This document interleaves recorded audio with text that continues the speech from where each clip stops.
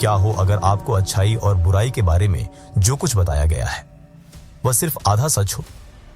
क्या हो अगर जिसे आप खलनायक समझते हैं वह असल में खलनायक ही ना हो?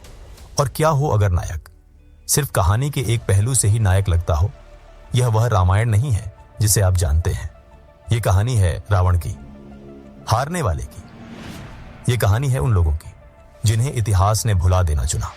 हमने हमेशा राम की कहानी सुनी है, एक आदर्श राजा की, लेकिन इस बार हम उस इंसान की आवाज सुनते हैं जिसने सब कुछ खो दिया, रावण। और एक ऐसे इंसान की भी जिसकी परवाह इतिहास ने कभी नहीं की, भद्रा। इस कहानी में राजा सच नहीं बताते, हारने वाले बताते हैं। रावण पैदा ही शक्तिशाली नहीं हुआ था, वह पैदा हुआ था ठुकराया हुआ। उसके पिता एक ब्राह्मण थे और उसकी मां एक असुर।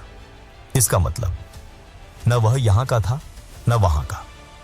उसने भूख देखी, उसने अपनी मां का अपमान होते देखा, उसने देखा कि यह नाम मात्र की सभ्य दुनिया उस जैसे लोगों को नीचा समझती है।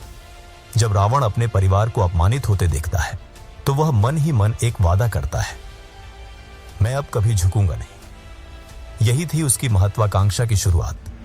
रावण को सिर्फ शक्ति नहीं चाहिए थी, उसे एक अलग दुनिया चाहिए थी। एक ऐसी दुनिया जहां कोई जाति आपकी कीमत तय न करे, किसी को अछूत न समझा जाए। उसे यकीन था कि असुरों का तरीका ज्यादा आजाद है, ज्यादा बराबरी वाला है। लेकिन समस्या उसके तरीकों में थी। एक बेहतर दुनिया बनाने के लिए कई बार उसने गलत रास्ता चुना। रावण ने सबसे ज्यादा मेहनत की। वह ज्ञान, जंग और रणनीति में माहिर बन गया। उसने शक्तिशाली राजाओं को हराया और लंका पर कब्जा कर लिया और लंका को एक सोने के साम्राज्य में बदल दिया। एक ऐसी जगह जहां व्यापार था, तरक्की थी और बेमिसाल दौलत थी। लेकिन धीरे धीरे बेहिसाब शक्ति उसे बदलने लगी। आत्मविश्वास अहंकार बन गया और सपना हुकूमत में बदल गया। अब आता है इस कहानी का सबसे जरूरी हिस्सा। भद्रा एक गरीब, टूटा हुआ आम इंसान। वह रावण की सेना में शामिल होता है, शोहरत के लिए नहीं बल्कि जिंदा रहने के लिए। भद्रा की नजर से हम एक सच्चाई देखते हैं। जब रावण महान बनने का सपना देख रहा होता है तब आम लोग दुख झेल रहे होते हैं। जंग घरों को तबाह कर देती है। अब भद्रा को रावण में कोई नायक नहीं दिखता, उसे एक शासक दिखता है जिसने सुनना बंद कर दिया है। जैसे जैसे रावण राजा बनता है वह लोगों पर भरोसा करना कम कर देता है। वह सब पर शक करने लगता है, सख्त और काबू रखने वाला बन जाता है। जो इंसान बराबरी चाहता था वह धीरे धीरे वही बन जाता है जिससे वह नफरत करता था। फिर आता है वह पल जो सब कुछ बदल देता है। राम की पत्नी सीता। रावण एक साधु का भेष बनाकर सीता को लक्ष्मण रेखा से बाहर आने के लिए मजबूर करता है और फिर सीता का हरण करता है। रावण खुद को खलनायक नहीं समझता, उसे लगता है कि वह अपना सम्मान बचा रहा है। लेकिन सीता का हरण करने का यही एक फैसला उसके पूरे साम्राज्य के पतन की वजह बनता है। इस कहानी में राम भी पूरी तरह परफेक्ट नहीं है।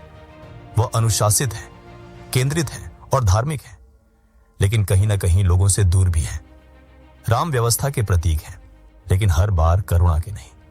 यही इस कहानी को खास बनाता है, क्योंकि अब आप तय नहीं कर पाते कि सही कौन है। लंका की जंग यहां शान के रूप में नहीं दिखाई गई, यहां इसे तबाही के रूप में दिखाया गया है।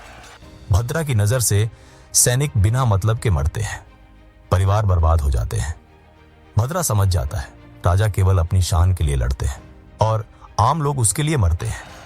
एक एक करके रावण सब कुछ खो देता है, उसका भाई, उसके बेटे, उसकी प्रजा, उसका साम्राज्य और आखिर में खुद को भी। लेकिन अपने आखिरी पलों में वह कोई राक्षस नहीं लगता।